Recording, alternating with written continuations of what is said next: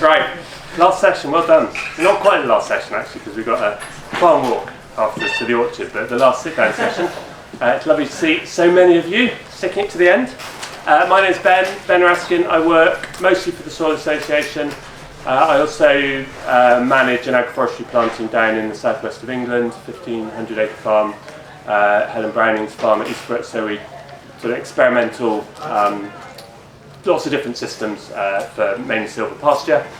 And we've got a great panel here. We've got farming expertise, forestry expertise, advisory expertise, so we've got the whole picture. And we're going to look at the design process effectively. So what do you need to think about as you go through mostly a new plant or a new system, or thinking anew about your farm. So we quite often assume that and putting a new agroforestry system in means planting trees, but it might not necessarily mean that. So yeah, and certainly when we started at Eastbrook, I've been working with Helen at Eastbrook for 8 years, and when I started implementing that system, I definitely did not do it in the way that I now would, I think, advise farmers to do it. So I've learned quite a lot over the last years. But hopefully some of that will come out. It's going to be quite informal, so do put your hand up at any point and shout, and either to ask a question or make a comment or a point. I'm sure there's lots of expertise in the audience as well. So I will get Roger and Gareth and John to introduce themselves individually, but we're going to, if we maybe do that quickly first, and then John is going to sort of give a little framing setup of approaching a new system. So should we start maybe with you, Roger? Hi, I'm Roger Howison. I'm a farmer along the road in Newborough, just northeast Fife. We've got 537 acres, 300 acres of arable. The rest is hill land grazing and some mid-level grazing. And about 7 years ago, we planted a 16-acre arable field with an alley crop system. So 750 apple trees grown in single file rows, 27 metres apart, in a 3 metre wide sward of grass and wildflowers, and then we have a arable crop in the middle in the alleys. Hi folks, yeah, I'm Gareth Phillips. I'm Head of Forestry Development for Scottish Forestry. So I work in the development space, and so part of that's been agroforestry. I wasn't an agroforestry expert when I got this job 4 years ago. I'm certainly not an agroforestry expert now. Thankfully I have Lynn for that in the team.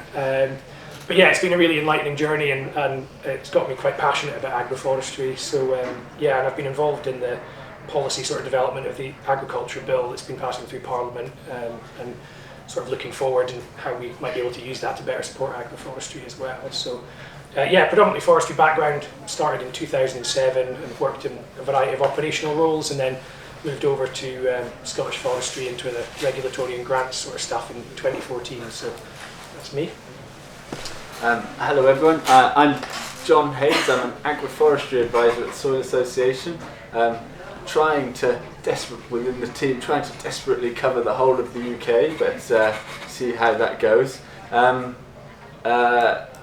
We have sort of a range of different projects looking at agroforestry, ranging from, perhaps we'll talk about the Agroforestry Carbon Code that happened last year, might be something we talk about, but then also elements of my role is supporting farmers, so it might be almost designing whole systems from scratch, but it might be an email or a phone call or something like that, a little technical prompt. So that's sort of, I guess, where I come from. Worth saying, I've been in the role about 18 months, and it's a huge learning, journey. And I guess every major piece of advice that I give, every new design or something like that, there's definitely things that you can continually pick up, and and when you approach it next time, there's definitely sort of developments. So I'll start. Yeah, absolutely. Into it. So I guess I'll just give a sort of brief overview of where I am at the moment, how I would approach maybe a farmer that's interested in, I guess is a useful caveat. We tend to, unfortunately, only deal, I'll let you be the judge, but deal with farmers that are interested in agroforestry, which probably makes our job a lot easier. I think if you're trying to sell trees, then to a farmer that perhaps isn't ready for them, it would be different. I guess to start with, I like to try and take a step back. A farmer approaches that's really enthusiastic about trees, integrating trees into their business, but trying to question and figure out the sort of the farming objectives, the broader farming objectives that a farmer might be trying to unlock with trees. So it's not, we're not planting trees for the sake of planting trees. We don't want to be planting agroforestry because it's fashionable, or maybe even because it's the right thing to do. Though I believe it is. I guess I see my role as trying to make it crucial to the farmer, or allow the farmer to understand the wider objectives that they're trying to deliver with their new agroforestry. And so, I guess as an example, it might be that you're trying to reduce costs in a livestock business, and you might target your winter housing costs. So how can we extend the season? And it might be that agroforestry could play a part in that. I guess is just an example. And then my next approach is actually trying to take another step back in a way. We're not planting trees yet. It's can we figure any easy wins? Can there be any sort of management practice changes or anything like that to try and help contribute towards those objectives? So in that example, it might be allowing hedges to grow. I know different areas of Scotland might not have hedges like they do down south, but and then also maybe encouraging hedgerow trees and things like that. So is there stuff that we can already, in the existing treescape, are there changes that we can make to try and consider how we obtain those objectives? I then we figured a few of those things out. We perhaps then take a bit more of a honed-in view and consider the sort of specific situations that a farmer might be under. So it might be that usually the case they're looking for to use grants and things like that. So then we channel that into the design. So you're using the grant. What needs to happen? What are the specifications of that grant? How does the design need to match that specification, basically? Which is there are farmers that aren't planting with grants as well, so that then makes things a bit easier. But also, I guess on that, the specifics, it's things like guards. Do we need them? What's the deer pressure? What are the pests? Are there rabbits? These sorts of things, and trying to take that broader picture and make it very location specific rather than prescriptive, for the whole of the UK or Scotland or wherever. I think that's, and then I've come to learn this reflection of visiting farms that have done it maybe 5-10 years ago, is often people perceive the someone has real enthusiasm, they want to plant lots of trees, but the limiting factor is year 2, 3, 4, that maintenance, that establishment, to make sure the system establishes really well. So it's making sure that the farmer landowner understands that maybe the work isn't in planting the trees, and actually the scale of the design, how many years you stagger the planting over, for example, it considers that, the work to come rather than necessarily planting the trees. I then finish, but beware of people selling you things. There are a lot of people, a lot of industries, and there's fantastic products out there, there's fantastic support, but it's again making sure that it's right for your situation. Are the guards right? Is the fence type right? That sort of thing. I guess sort of flirted on, but No, that's great. Yeah. And at that point about understanding the management costs of the establishment, I think, is a really vital one. And with a couple of our plantings, we were driven by the grant to do a big planting. We got, woodland creation thing. It was great, but we had to plant 15,000 trees in 2 years, and so we planted loads of trees. And it was in 2018, and we didn't have irrigation, and we didn't have enough mulch, and we lost 60% of them. And actually, if we'd been doing it without a grant, we'd have probably planted 1,000 trees and done them really well, and they'd all have grown. And so those sort of pressures, in a way of it's in some ways putting the trees in the ground is the easy bit, but really getting them to establish and thrive is sometimes difficult. But so Roger, when you started, how did you approach it? What were your objectives? Did you think of it like that, or did you just go, I want some trees? No. It was when we came back to the farm. So we came back as sort of as new entrant farmers, if you like. I grew up on the farm, but it was away for about 20 years. When we came back, we were kind of fresh-faced. My wife was Canadian, no farming background. One of our motivators to plant trees was just to do our bit as new land stewards to help fight climate change. So planting trees to help suck up more carbon. So that was the sort of the top level motivation. And then as we sort of come down a bit, it's biodiversity. So we had little pockets of trees all over the farm. There was 2 strips of trees up on the hill that had been there since the early 1900s. And we think just as shelter belts, built up by my great grandfather. But we could clearly see that the livestock loved it in there. They were there in the end of the season when it's wet and windy. They're taking shelter, and then in the summertime they're all in the trees, scratching on the trees. So we could see that woodland grazing worked for livestock. We didn't want our own livestock, so then the other motivation was to have a crop that we could grow, process, market and sell, and so fruit trees then became something that we were interested in.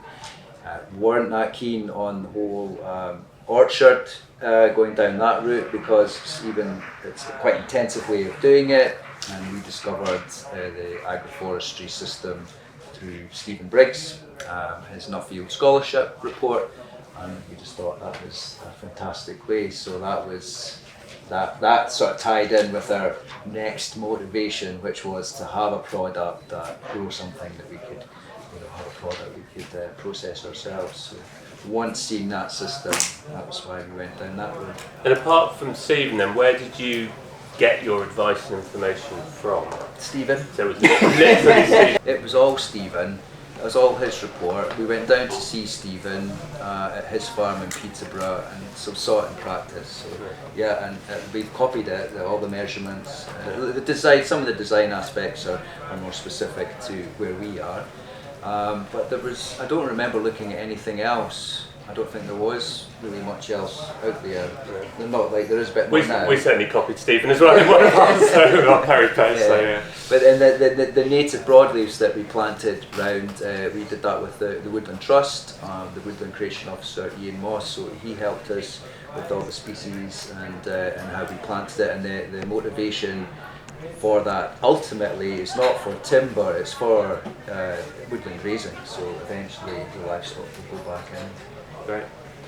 And Gareth, when you're talking to farmers, you've obviously got that much deeper tree knowledge, and often as farmers, when we're first thinking about it, we often don't know very much about trees, or if we do, I knew a bit about apple trees, I certainly didn't know anything very much about others. So what stumbling blocks do you see farmers coming up against, and how might they approach that kind of that whole new world in a way of trees?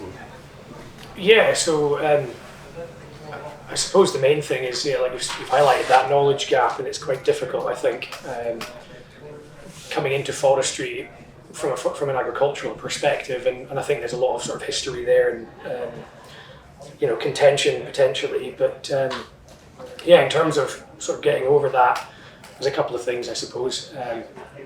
We try to encourage people to read our guidance, and we've been producing additional guidance that's sort of aimed at farmers. We call it for sort of land managers, which Lynn and I produced, and that's tried to be a walkthrough to try and, I guess, hold hold the hand of people who aren't familiar with a lot of the terminology, keep it in very plain terms. There's a lot of guidance out there, which I think can be quite overwhelming for people. So trying to create that walkthrough which links to the relevant pieces of information that you need, so people can just digest it a little bit more slowly. So that's probably the main blocker. Other things, I guess, is our grant scheme. I think, as Roger mentioned, I think you'd used the Woodland Trust for your scheme. The forestry grant scheme, our grant option, we updated it last year because it was sort of recognised that it wasn't performing quite as well as it should. Between 2014-15 and 2023, we had 4 applications for agroforestry under the forestry grant scheme, so pretty bad. And since 2023, it was announced at the Highland Show last year, we've had 4. So we've had 4 in a year compared to 4 in the preceding many years. So updating the grant scheme is a big thing, and I think we recognise that as a bit of a blocker at the moment. It's not as flexible as we would like it to be. There are reasons for that I won't bore everyone with. But we have tried our best to try to update it and make it as flexible as possible within our sort of current framework. But one of the biggest things I would actually say is us not allowing electric fencing. It's probably one of the biggest. We only allow for individual tree guards, regardless if it's an arable setting or in a pasture. So I think sometimes we get inquiries about it and say, well, this is an arable setting. I just need some scare fencing. I don't need individual tubes and things. That's expensive, and we sort of have to say, sorry, that's the rules. So yeah, I think that's a significant blocker at the moment. But we're working hopefully to improve that. And as I've mentioned before, I've been sort of a policy input to the agriculture and rural communities bill that's been through Parliament, and that's giving us the power to set up our new sort of grant regulatory framework, and hopefully within that we can be a lot more flexible in what we do. That's my aspiration anyway, and like I said, I've become sort of oddly passionate about agroforestry. Lynn's to thank for that, and actually a visit to Roger's farm a few years ago, I can't remember exactly what year that was, but that really sparked it for me. So yeah, I think those are the main ones. Great. And how many of you are farmers looking at a new scheme? Oh God, maybe half of you at least. Excellent. And how much of this sort of resonates? Any immediate thoughts or questions? 10 hectares of free range organic Haines.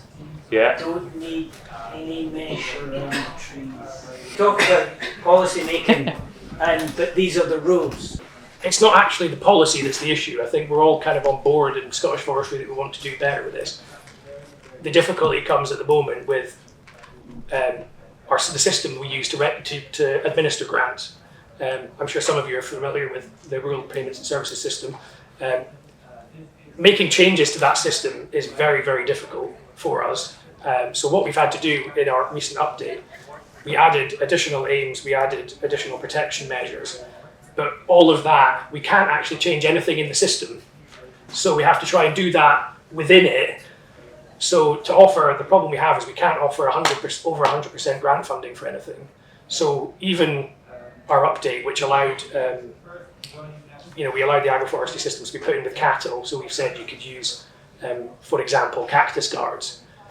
Trying to balance the fact that we already fund weld mesh and we're trying to fund cactus guards. We couldn't go over 100% funding for weld mesh, so we're trying to balance. So this is, and this is boring, I'm sure, for everybody, but these are the kind of things we're wrestling with at the moment, and why the new sort of regime is going to be so important for us. And hopefully that will give us the flexibility and allow us to sort of move away and be able to do our own thing. And is that the £100 million computer system that you installed in 2015? No comment. I feel we're moving away from that. Do you have deer? Where are you? It's deer fenced. Oh, it's already deer fenced. Yeah, so the foxes can't get into the hens. So Yes. yeah. Look, guys, we've already done all the work here. We just want the hens to go out amongst the trees. But again, and in a way this comes back, I think, to quite a crucial thing about the potential distorting effect of some of the grant. Yeah. Now in your situation, I'd just be planting a load of cheap willow and hazel. It would cost me almost nothing. You'd pay back within 8 months. It's a no-brainer whether or not you. Now obviously it's nice to get a grant and get a bit of extra money, but if it's causing you a load of extra headache and reporting and you've got to manage it in a certain way, then I wouldn't bother because I know I can get it to deliver. Whereas there are other schemes where you really just wouldn't be able to do it without some of the grant funding. But I think when you're looking at a new scheme, thinking about, you might have, so when I started with Helen, she said, right, we've got these 200 acres on the farm, let's plant some trees. You can plant whatever you want pretty much. You're like, oh crikey, okay. And so we came up with this sort of lots of different bits and different things. And then we looked at it and go, okay, well, so we still really want to do walnuts and chestnuts. But they're expensive and they're risky and we don't really know what we're doing. So that's kind of, we're parking that because it's tricky and risky. And there's another field where, we want some browsing blocks. So we just cut a load of willow stakes from the nearby willow tree and stuck them in the ground. And it's not really delivering yet and it's not established that well because we haven't fenced it properly, but it's cost us almost nothing to do. So sort of looking at your whole system and thinking, which are the bits that I can just get on with anyway, and which are the bits that need a bit more thought or that need more planning or that I need to come and get advice from whoever from. So sort of in a way, as you go through that process of, there's your overall objectives. I'm sorry, I want to come back to Roger in a way about sort of that process for you you had your biodiversity and your carbon sequestration objectives. Trees obviously deliver a whole range of things. Some of them you know about and some of them you don't. But what do you feel your trees have delivered for you, and how do you take that learning for your next phase? Oh, look at it. Excellent. I didn't even know he was coming with it. Always prepared.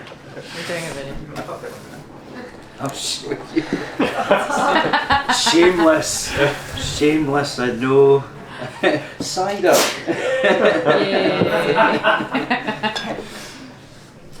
So yes, that was There you go. apples. It was, and we didn't know that we were going to. We knew we would get apples. We didn't know how many apples we would get. We didn't know if there was going to be enough to do anything with it. We didn't know if we were going to make cider or it was going to be apple juice or apple pies.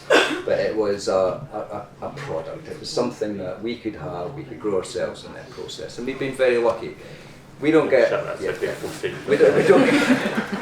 There's more in here.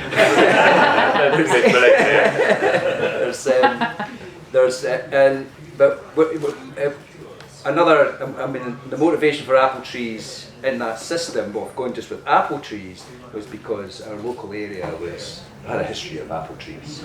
So that's so the two of them together, the history, and then this sort of new way of farming that's good for biodiversity, it's good for the field, it's a great match for us. And we've been lucky enough to get enough apples from the field and from the local area, and create our brand, create our cider, and people are buying it. So. And how, in terms of the farming bit, what's different about what it's delivered to if you just planted an orchard on that site? How's the agroforestry work? Does it work for the arable crop in between? When are you going to plant more agroforestry? Or so what's your, what's it delivered on the farm as well as the products, and how are you taking that learning into your next phase? So the biodiversity is palpable. There's a huge difference in just bug life, bird life, mammalian life. Some good, some bad. The bugs. Some bugs eat the apples, or get the blossom, but then other bugs eat them. The field mice, the voles, are eating the trees at the bottom, but then we've got more kestrels, we've got barn owls, the roe deer are being a problem, but the bucks destroy the trees. They're lifting the guards up, rubbing their antlers on it, but then we're getting little baby deers growing right underneath the apple trees. They're like, oh, that's just. And it's quite a dichotomy, and we've ended up. The only way to control the male roe deer was to shoot them. So we just every so often we get someone in to shoot the male deer. They're the only ones that were causing the problems. For the arable side of it, so we've had barley twice, and then we quickly realised that we cannot plough across the hills safely. The ground was starting to go down. So we just min-tilled some grass in. So for the last 4 years it's been hay. We haven't even cut it this year yet. Last year it was August the 30th. Hopefully we'll get it done before that this year. I can't say that the hay is any better in that alley if compared to another field. I've got a specific type of grass in there. I have another little hay paddock. It's a completely different type of grass, so I can't really say it's comparable. What I will say to that though is that the last time Stephen Briggs was up, he brought his presentation, and you could see on his, it was a picture of oats. So the oats that were closest to the apple trees, they were markedly higher, fuller and more yellow. So proving that there's something a lot more going on underneath the soil, because the soil underneath the apple trees and the grass at 3 metre short is not changing. It's just being left to develop, mature, expand its microorganism population, which is benefiting the roots of the arable crop right beside it. But I haven't seen that on my field yet. But we'll go back into barley in the spring, so we'll cut this hay, and then I'm going to take a crop of silage off it to get it really low, and then hopefully we'll direct drill barley right into that in the spring, and then I'll be more vigilant about trying to see if it's benefiting. On the back of having a demand for our product created from the apples that we're growing, so we are going to expand it. And I've been humming and hawing about whether to expand the system, because I have this new dichotomy where we've created this cider and people want it, so I need more apples. And should I go down the orchard route, or do I remain true to my agroforestry, or do I do both? No? So I'm looking at both. Yeah. And have either of you got sort of any other experience of where those sort of multi-delivering benefits have had to be weighed up, or where an unexpected benefit has come out of? I recently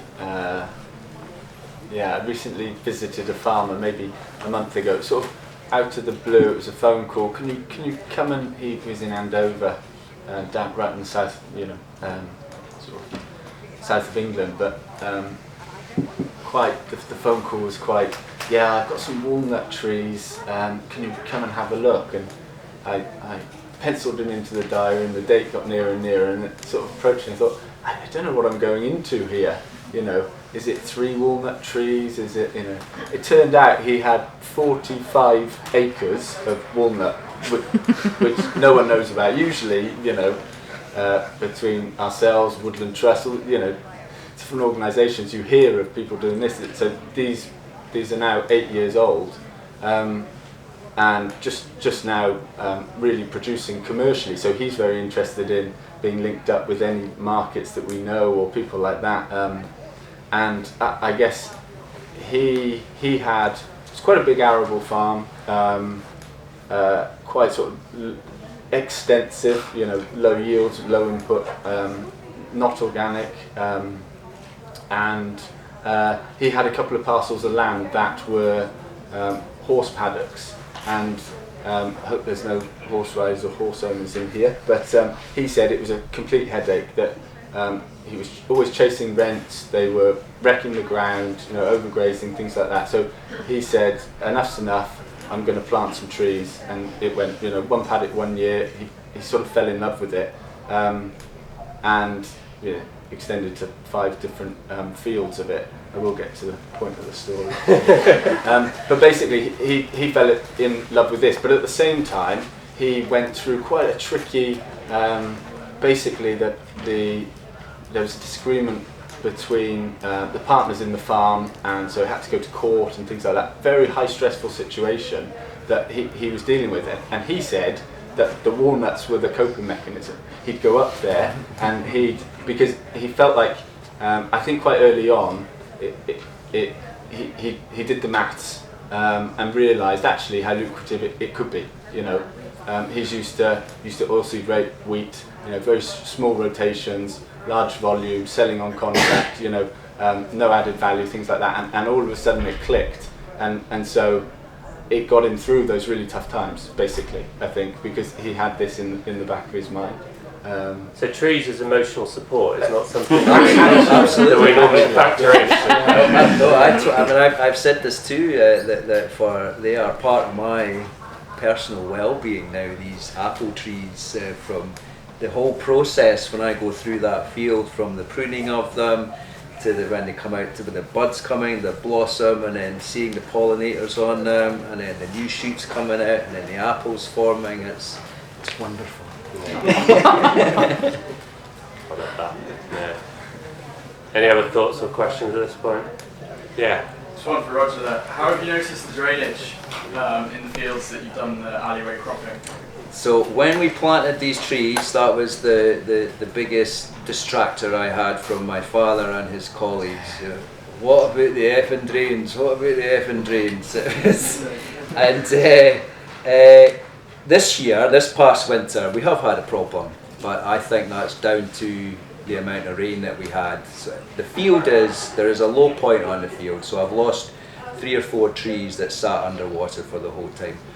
I know there's a broken drain in the alley. I'm not sure if that's been caused by the roots yet. I don't think it is. So I've gone on the premise that all the trees are planted on a slope. So all the drains are on a slope. So the water in the winter time, even in the summertime, if there is rain, winter is, it's always moving. So the roots won't cause a problem with the water that's moving, but in the flatter fields, and so this section, it may be a problem, but I don't know yet, so I'm not admitting to it. And certainly Stephen's always quite bullish about it, isn't he? He always says, "Oh, it's all overblown. A lot of this problem with drains. It's fine." You know, I'm sure there are occasional problems, but I think I think the fear of it is probably greater than the reality often. But If we have a lot of the old clay tile drains, and they're a problem because there's a gap between every single section. So I've seen trees we've got a big riparian strip with old mature trees, and it's into a burn, and it's an annual process. Put the draining rods up, and then out comes all the root balls. But that's an old drainage system that needs to be replaced. I think the plastic 4-inch 100mm perforated drains, I think they should be able to handle the tree roots better. And I suspect it depends on the tree as well. You know, your presumably semi-vigorous apples are not going to be the same as a willow finding its way in. I mean, in terms of that species choice, Gareth, what's the best thing for farmers to approach in terms of making those decisions? Because it's pretty daunting, I think, when you first start and there's hundreds of species of fish, and within that you've got varieties and some Perry pears on the front who are very nice. Yeah, so we had a lot of fun deciding which Perrys to grow. I suppose if you're uncomfortable about it, I would probably say the best starting point is to either go and speak to like a forestry specialist for Woodland Trust, for example, or approach ourselves, Scottish Forestry, like your local office, and get some advice. It's always helpful if you're going to be doing that to, I guess, approach with at least a sort of outline plan. What do you want? What your objectives are? Why do you want to do it? And people can talk through it with you. So there's always going to be limiting factors for the types of trees. I mean, most of it's going to be agroforestry, silver pastoral or silver arable. It's probably going to be good ground. So perhaps not as many restrictions, but there might be restrictions on what kind of trees want to grow on the ground. But yeah, best place is to go and seek some forestry advice. There's plenty of reading anyone can do. Totally appreciate that time is always the issue with that, and understanding what tree species go where. But objectives are your starting point, and particularly whether you want to, as you say, if it's something like just for biodiversity, you just want to plant willow, or do you want to plant fruit trees, and the types of fruit trees you want. I mean, yeah, it's a big topic, it's one of the things that we now. Yeah, I know timber production, of course, as well. That's sort of covering the 3 aims that our agroforestry option expanded to. So if it's timber, what kind of timber crop do you want? It's usually people like to grow broadleaves. You can't really grow single conifers in these kind of systems because they become very branchy and knotty, and the timber you'll get won't be very good quality. But things like broadleaves, your sycamore, your beech, things like that you prune well, get some nice clean timber, nice clean stems on it. So if it's just biodiversity, yeah, you're talking about probably wanting some of your native broadleaves and shrubs. You can have a component of shrubs in the grant as well. And then, yeah, fruit and nut, we've called it. And going back to the whole walnut thing, actually, I took a great deal of satisfaction when Lynn and I were talking about what we were going to do and how we were updating the grant, and we thought about fruit and nut, and we always have to say not Cadbury's. The fruit and nut. I spoke to someone in the organisation, and I was talking about including walnut. He said, you can't grow walnut in Scotland. And I was like, oh. So then I went off to, it was at Megginch Castle, the Scottish apple producers. There's a sort of annual day at Megginch Castle, and we were walking through the orchard there, and big planted walnut. And they had loads of walnuts, so I was like, snap the photo, immediately send it. It's like, can't grow walnuts in Scotland. I think it's another really interesting point is a lot of this stuff hasn't been developed for even UK, let alone Scotland. So some of this stuff. So we planted 60 almond trees down in Wiltshire, and they were doing fine until this wet, horrible summer. We lost a few, but some have survived. So, there are obviously things that have not been bred for the UK climate particularly, and I've surprised in a way how well they've done. But now I'm thinking, well, actually, if I can save some of the seed from the ones that have done really well and maybe breed them on, and they won't be obviously Ingrid or Roglin or whatever, they won't be specifically there, but they might be really good trees, and that might be the way forward with some of this diversity. But we need breeding programs particularly for nuts, but also for some of the fruit stuff or particular areas. And this, we can do this, but we need investment in it, we need support, we need research into it. If we're really going to have, nuts particularly, if we're going to have a UK nut industry, we need to be breeding varieties that are properly suited for our climate, I think. Who's going to do that, do you think, Ben? Well, that's a good question. Because I agree entirely. Yeah, having to try to source, different varieties from different places, it's very anecdotal, and you end up, I've been speaking to a bunch of guys who are all in their 80s, because they're the last group of publicly funded pomologists and tree scientists that we've still got left. A couple of them are here today. So where is that knowledge bank going to be continued, and how are we going to develop the new varieties? Because I don't know if you guys varieties, thoughts, but we're talking about it, but we're all really searching on Google at the moment. It's not the best way of doing it. I don't think there's any, I'm not aware of any sort of specific policy on that. One of the reasons I went to Megginch that time was basically to talk about supply, because we were sort of saying, well, if we're going to be promoting this as the government and incentivizing people to do this, we need to obviously make sure that there's a supply there. So that was one of the reasons I went. But yeah, you're absolutely right, and it'll be something we'll have to consider, I guess, going in the new grant landscape going forward, because orchards have been included in the agriculture bill now, which I don't think were funded before. So that's something that potentially is going to be happening. So we're going to have to think about that. Different organisations here, different farms here, can we support that with a collective ask for that? Because it's de-risking the people who might now adopt it. We're all early adopters, and we've all got failures and we've got successes. But if we want this to become a mainstream thing, then we need to de-risk that. The first thing would be to collect that information about what's already grown well in Scotland. Berger University, for instance, we brought Science Sock over from Norway, because they have a research centre. They've got. If you go to the heads of the fields in Norway, they've got the latitude of Shetland, and they've got the rainfall of Fort William, and they've got orchards. So they've got a set of different genetic characteristics there. We've brought some of them over and trialled them, and some of them have failed. So we may just be asking Scandinavian countries and others to test their varieties, or it may need a new breeding programme. But we can't. It's a very risky thing to do for people to buy fruit trees at the moment. Really. I think there's somebody in the Hutton who's looking at tree fruit. So whether it's just apples or more than that.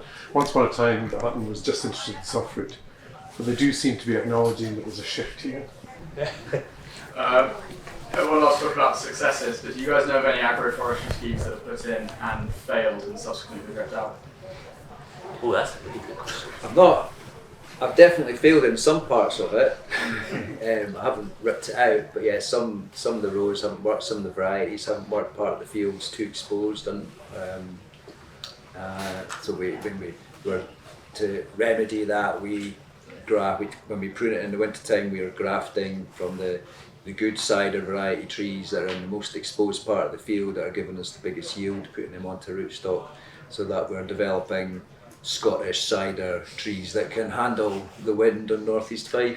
But yeah, my story, although it sounds quite good, we've got cider and everything, there's definitely been some failures there. but I don't know of anyone that's ripped it up yet. A couple spring to mind.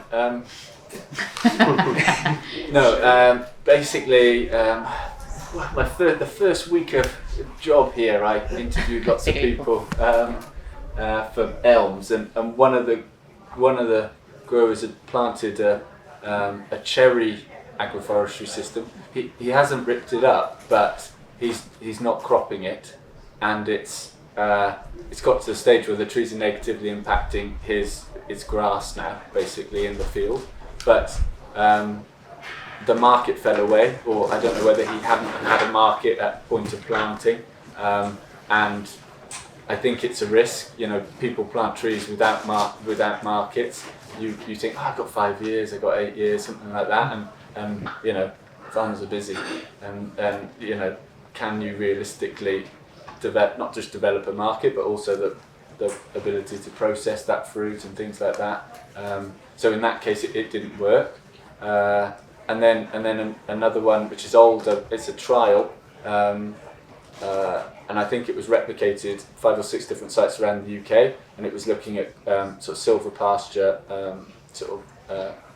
woodland grazing sort of type thing, and it was a sycamore and ash planting that was basically duplicated. So this was in Northwick down in Devon. There's still one in Northern Ireland as well. I know a few other places, but basically in Devon the sycamore didn't germinate, didn't come through, and the ash died back about 5 years ago. So that's gone. But yeah, these are trials, I guess. I did think about an exit strategy, you know, if it didn't work, because it was a punt. It was a big punt that we took. A couple of things. It was a lot of work to do it that winter. A lot of my time. But it's just under 7% of the whole arable field is taken up by these trees. So 725 apple trees in that field. So lost is the wrong word, lost 7% of my arable, but I've got these trees now. So if the trees, I'm in my mind like, oh right, what if this doesn't work? What if this is a nightmare? It'll be a bit embarrassing, but I've lost some time. But the trees were fully funded by the Woodland Trust. I think I paid for the tree guards that we used, and it was my time. But if it doesn't work, and I'm not getting enough apples, or no apples at all off some of them, then I've still gained 7% extra biodiversity. I've got 725 apple trees that will continue to live and flourish. I didn't really think about it any further than that, you know, if they keep growing. I didn't take it that far, but then recently, last time Stephen Briggs was back up, and his trees have got, so pruning takes quite a long time, and his trees are just such a size, he's about 15 years into it, that he takes a flail, a hedge trimmer, and that's how he prunes his trees now, just right down the side and right across the top, because they were getting too big and it shadowed it.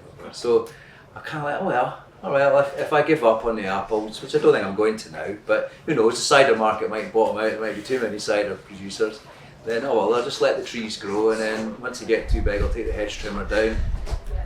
Have a nice hedge. Yeah.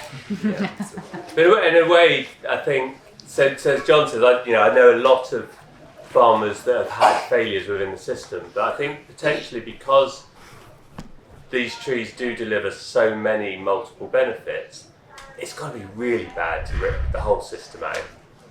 So, I mean, your thing about the cherries, so Ian Tolhurst, who's a vegetable grower down in Berkshire, he put in timber and fruit mixed rows.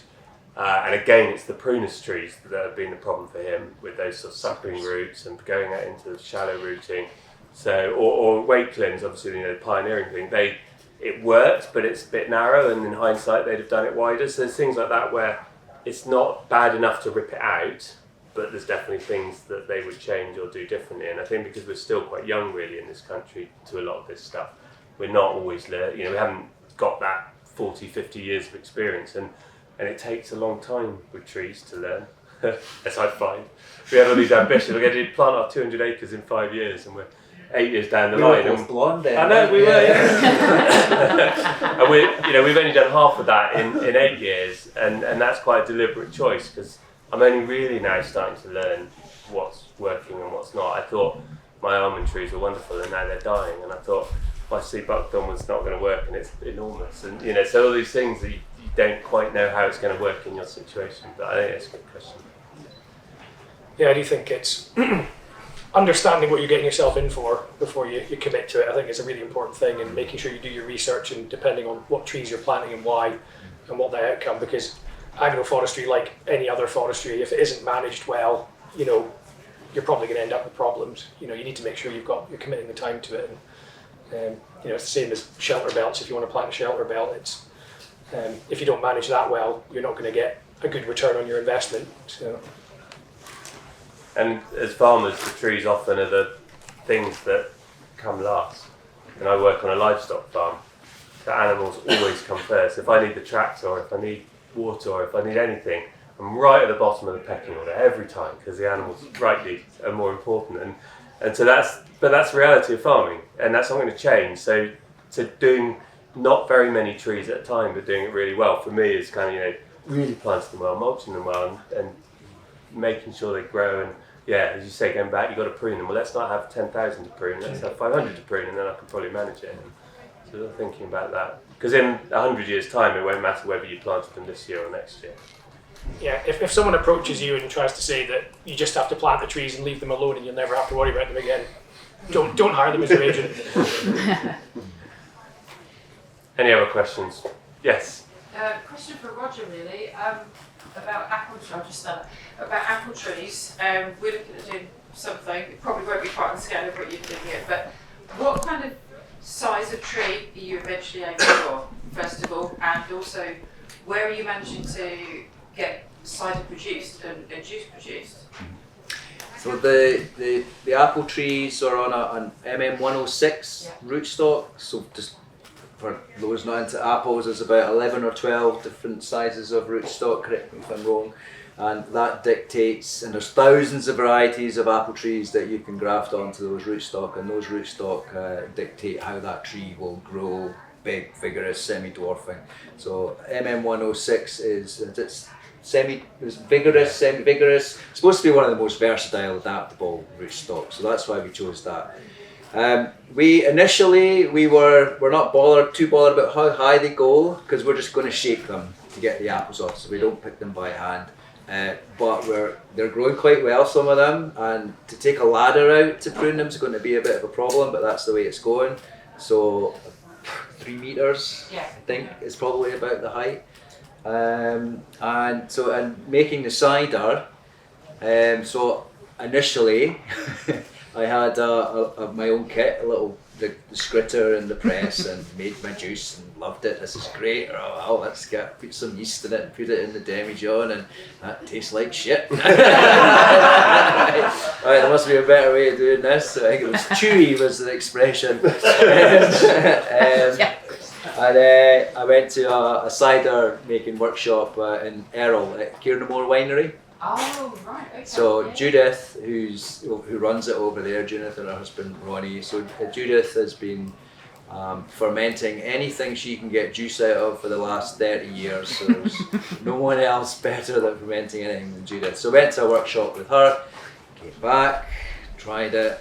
It's not tasting very good. It was better.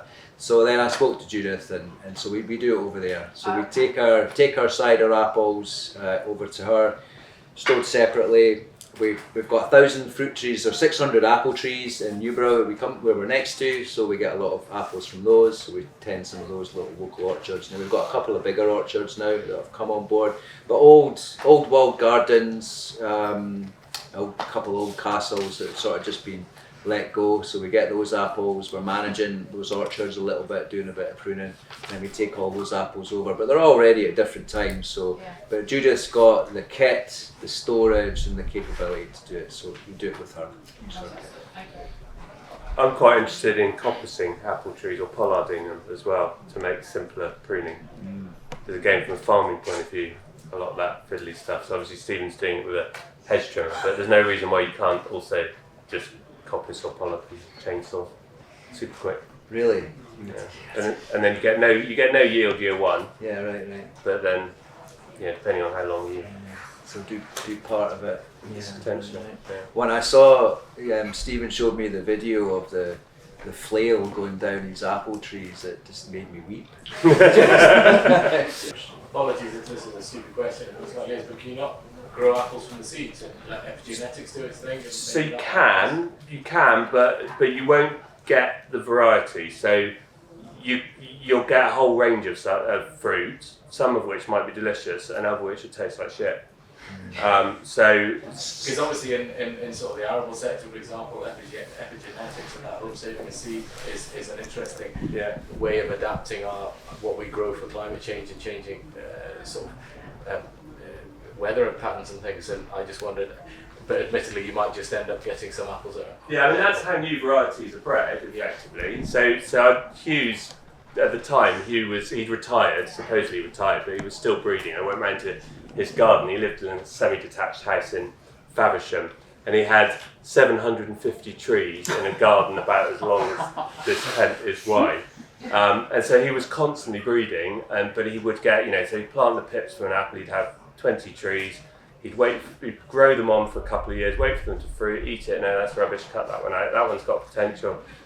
So I mean, it's a real labour of love and not something I have the skill or desire to do. But effectively, we've got all these varieties that are great, and potentially you could have a healthy tree. The problem is you don't know what size they're going to be and how they're going to grow. So the advantage of the rootstocks is it's controlled. You know they're going to grow to roughly this height, and you can manage them. Whereas on their own rootstocks, some might be massive trees and some might be really small. But in a way, that's where the coppicing pollarding comes in, because you control it then on how long you leave it before you cut it back. So a really vigorous one you might do every 3 years, and a weedy old one you might let it go for 10 years or whatever. So. But yeah. Sorry, can I also ask about grass between trees? Okay, because I'm presuming within the rows you're going to have a certain amount of grass. We went up to the orchard here, and the farm manager basically saying that is a massive problem, even with relatively mature trees. So on a garden scale, I tend to leave ours, and it's not. I don't think it causes a massive issue. But how do you find it? I'm wrestling with that now. I've always left the rows of trees. I've not mowed them until September. Yeah. So once the flowers have dropped their seed. But I'm getting apples off them. But I'm starting to think, maybe the grass is quite long now. It's waist high, if not higher in some bits. So that means those roots are longer as well, and therefore competing with the apple tree roots. So should I be mowing it? I might try and mow a couple of rows earlier on in the year and maintain that grass. I don't really want to, because that's a lot of extra work and time, because I'm getting apples, but then because I need more apples and things around. So I'm just wondering about the potential to graze that grass to get another crop off the ground. I could do. Possibly now the trees might be old enough, just with the sheep rubbing on them would be an issue, and I've got the fencing is not great anymore either. So even penned rabbits that are moved on rotations. Right. There's a farmer in Ireland, Fred Farrelly, who's been designing these fencing systems. So if that's his tree, he's putting 5 to 7 electric wires all the way up, and then going out slightly at the top, right next to the tree. So he's grazing within that much of the base of the tree. So effectively, he's eliminating that problem, but without the risk, in theory, as long as it all works, without the risk to the tree.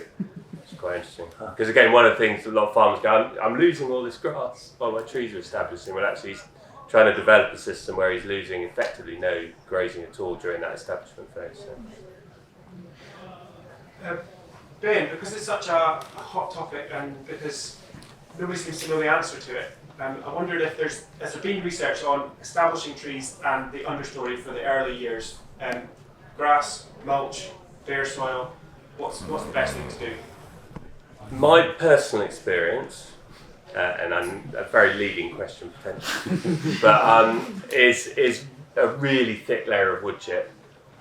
We get the best establishment with about 25 centimetres deep of wood chip. Yeah. Within a year, it drops to about that. So, not volcanoing the tree. Well, yeah. So So I even am not very worried about that initially. I think on a mature tree I wouldn't do that, but on a young tree, I think they're growing vigorously. They're used to pushing up through a leaf mould understory. I've never had a problem with a young tree. I mean, I don't do a volcano like that, but doing it kind of even sort of like that. So I don't mind pushing it up a bit. If you're using a spiral guard or something, then if you put it on first, that protects it anyway. But even in really hot, dry, and we're not, we're sort of the middle of the south of England, so we're not super dry, but we're definitely not super wet either. And we've had 2 or 3 months with no rain in the spring, and we've had really good success rates even with that. And there's some work by David Granatstein, who's an American scientist who's done stuff on commercial orchards in America, looking at weed control and establishment using wood chip, mulch, organic compost, plastic, flame weeding, herbicides, and mechanical. I think those are the different systems, and he tracked the cost of doing it, the effectiveness, and then the subsequent performance of the trees. And by far and away the most successful in terms of the trees were the organic mulches, so the wood chip and the compost. Even though it was more expensive to put down, they tended to fruit earlier and fruit more heavily, so it made up for that establishment cost. One application early on, and that's it. So that's why I go deep, because initially I went 10 to, and the research shows that you need at least 10 to 15 centimetres to be effective for weed control and moisture retention. But what we were finding is that then that disappears within the first year. You get weed coming through and the tree's still not big enough, so then you have to go back in year 2 or year 3 and do another application. So you've effectively doubled the cost of the application, whereas doing it really deep the first time is a bit more expensive, but then we can just effectively walk away, and then we've just got to check it for stakes and pruning and all of those other jobs. But in terms of the establishment, then that's fresh, uncomposted wood chip. Yeah. And how far away from the tree? How much? Well, it depends how much wood chip you've got. And again, I mean, we're tending now to match our tree planting ambitions to how much wood chip I can get hold of. But yeah, 1 metre, ideally in diameter. A metre in the middle or a metre each side? 1 metre altogether, so half a metre each side. But then if you've got a row, it also depends how you're putting it down. So one time we used a silage wagon and shot it out the side, which was really quick. But then you're using a lot of wood chip because you're doing a whole row, whereas if you're doing it around each tree, you can be a bit more precise. I have written a book on wood chip if anyone's interested. Right, we've run out of time. Thank you all very much.